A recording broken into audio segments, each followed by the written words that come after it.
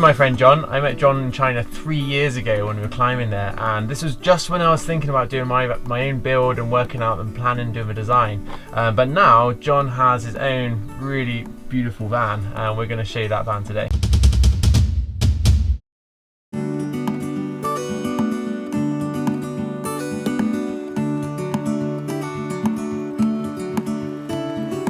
So yeah, basically the kitchen is, it's a 1,000 base unit kitchen. Everything you can buy from local DIY merchants. I actually got my worktops online because they were cheaper. The base unit is from B&Q. It's a B&Q 1,000 base unit. It's a standard size. The hob I got online for like £50–60. It's actually for use in a house. And then on the other side I've got like more kind of kitchen prep area with a sink. I did think originally when I fit the sink, I was like, maybe it's a bit too small, but as it turns out, I think it's perfect.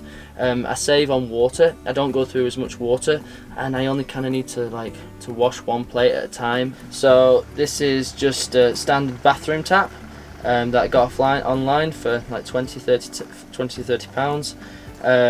It's linked up to a switch, which is linked to a little pump, which is sat in a 25-litre drum of water, which is underneath. I have a cold feed which goes obviously into the sink, and then I have a dirty feed which goes into another like jerry can underneath, and I try and distribute that. I try and get rid of it down a drain, so it's kind of environmental. So the reason I went for the layout, I knew that I needed a bed obviously, so I measured my bed at home. That was what I had.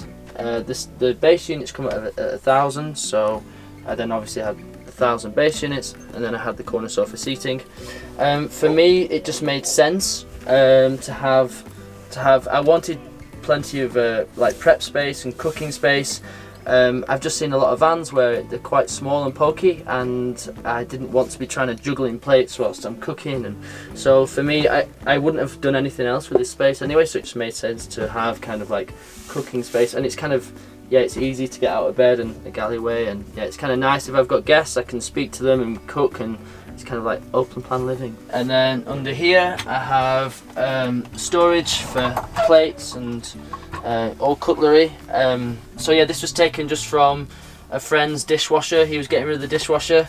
I looked online to buy one. These retailed at £100 just for the basket, so it made no sense to buy one new, and it's second hand, and it's, yeah, it works really well. I was always worried about driving and plates smashing, and kind of thought, dishwasher drill worked perfect. And so far it's come out quite well. No broken plates yet.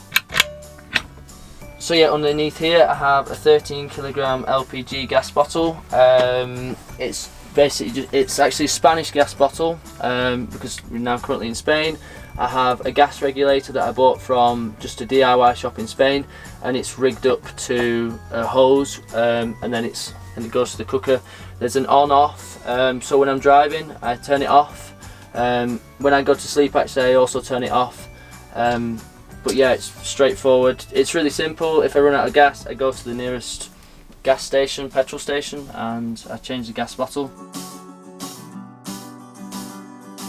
I wanted to put some tiles on because I was worried about the flame at the back. I didn't want to bring the wood all the way down, just for fire risk. So I decided to take some tiles, and I've mounted them. Usually use a tile adhesive, but I know from experience within the building trade that this tends to go hard, and it can get quite brittle over time. And I worried with the van moving that they would eventually come off. So I actually mounted the tiles with silicone, and I got a flexible tile grout. They work really well. It's easy to wipe down. I used Nate's ebook for help with the van. It was a really good go-to guide. I used it a lot for pricing, just to make sure that I wasn't going over budget on things, especially stuff like the solar charge controller and things that I wasn't so sure about. And then it was always a great guide to go to if it was just for the electronics or the insulation. It was just handy to have. Okay, so under my bed I have a 50-litre Outwell fridge. It comes out on a drawer, and yeah, it's ideal for food, beers, veggies, meat, whatever I choose at the time.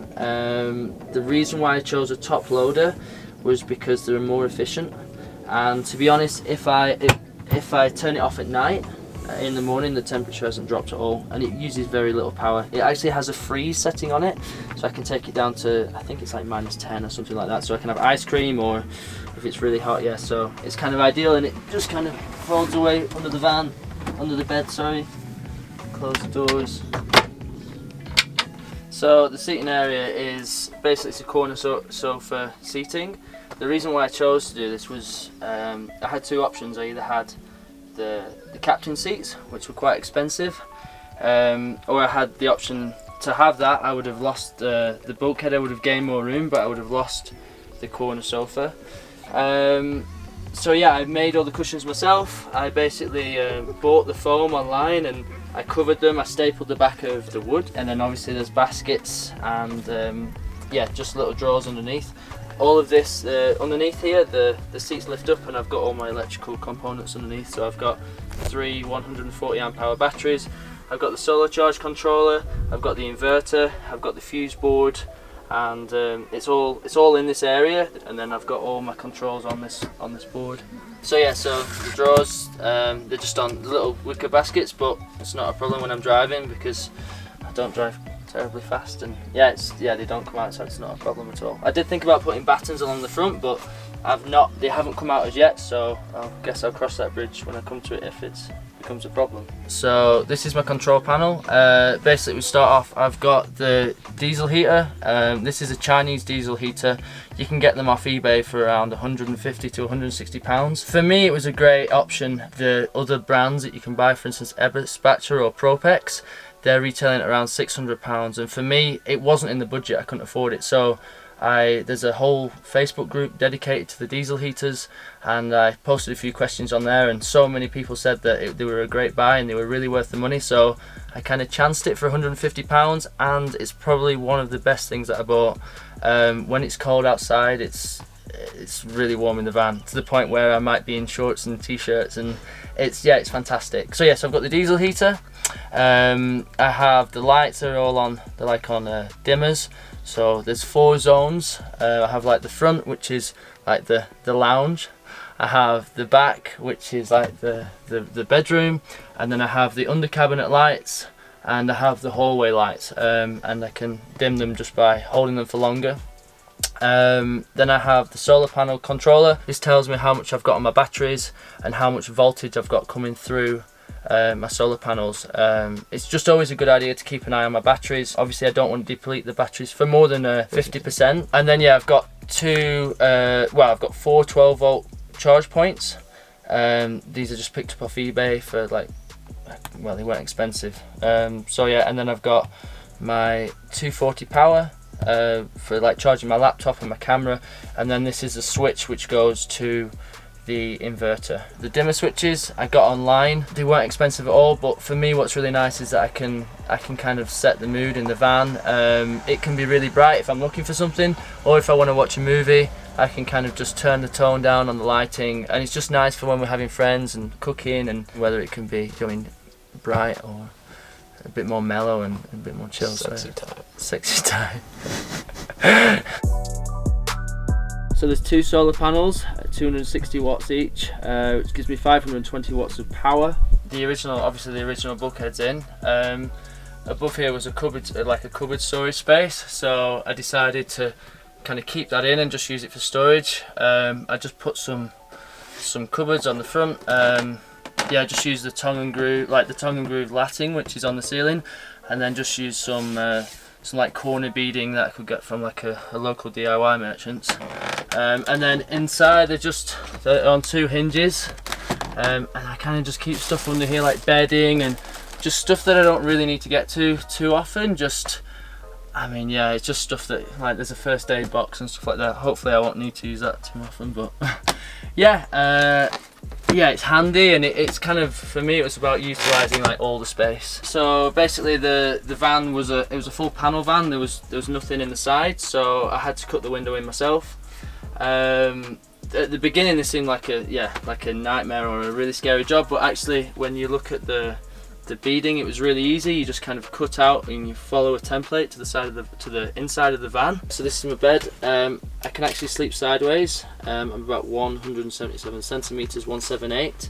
So one of the main reasons why I chose the Citroen Relay van is because it's one of the only vans where I could sleep sideways. So yeah, it's a standard queen size mattress. It's actually a foam mattress, and then I left enough space so that I could put a cupboard for clothes on, and yeah, so I've got my clothes in here and my feet just go underneath. This one, yeah. I don't know if you can. Man, you're so tidy.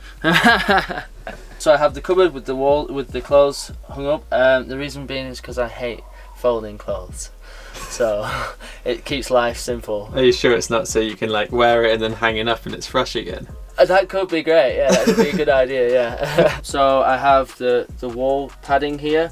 It's kind of a headboard. The reason why I did that was because I wanted to kind of break up the tongue and groove. I didn't want it to feel like a full log cabin. I actually saw in Nate's video that he had the headboard, and I thought it was a great idea, so I did something very similar. It's just I think it's 12mm foam, and then I just bought some of the material online, and I covered the foam and stapled it to the back and then hung it on. I also have a Bluetooth speaker here which is hung up, which is ideal for just watching movies. Yeah, it's great, and it just kind of hangs up out the way.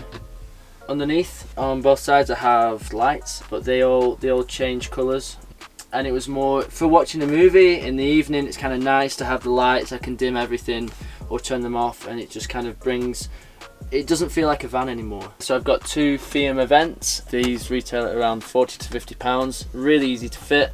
Just cut a hole in the roof and seal it. They've got a fly screen, and they obviously open all the way up. So I have a little bit of extra security. Some mild steel.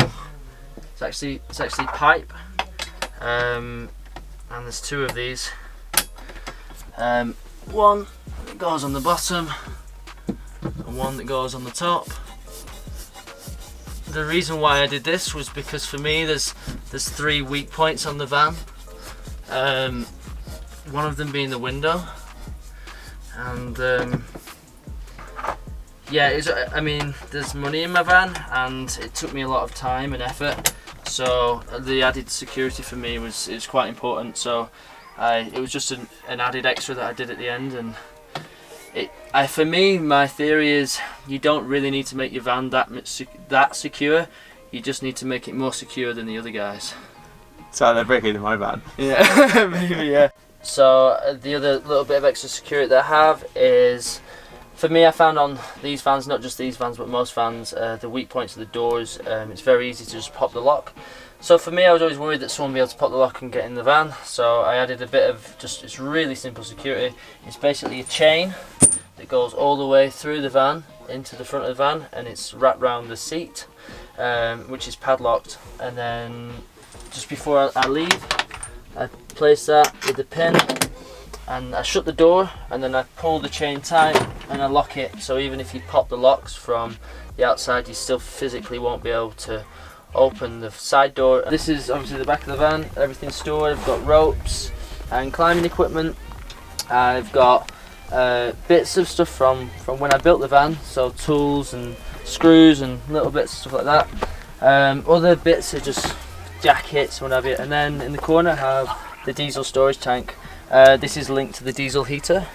It was really easy to fit. When I originally thought about a diesel heater, I thought I had to tap into the main diesel tank, but it's really simple. You just mount the diesel heater, and yeah, just fill this up at any sort of petrol station, and yeah, it's really straightforward. It usually lasts me about a week to 2 weeks until I have to fill it up again, but yeah, it's ideal. What is that, John? So this is my London triangle clamp. I don't really tend to use it in Spain. I feel more safe in Spain. But when I was in England, I'm part of a Facebook group, and constantly vans were being stolen left, right, and centre. So I bought a huge deterrent. It goes on the back wheel, and it hasn't been stolen yet.